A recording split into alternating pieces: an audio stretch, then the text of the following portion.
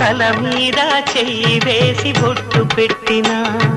తాళి బొట్టు మెడను కట్టి బొట్టు పెట్టినా తల మీద చెయ్యి వేసి బొట్టు పెట్టినా తాళి బొట్టు మెడను కట్టి బొట్టు పెట్టినా సన్ని కళ్ళు తొక్కినా సప్తపదులు మెట్టినా సన్ని కళ్ళు తొక్కినా సప్తపదులు మెట్టినా మనసు మనసు కలపడమే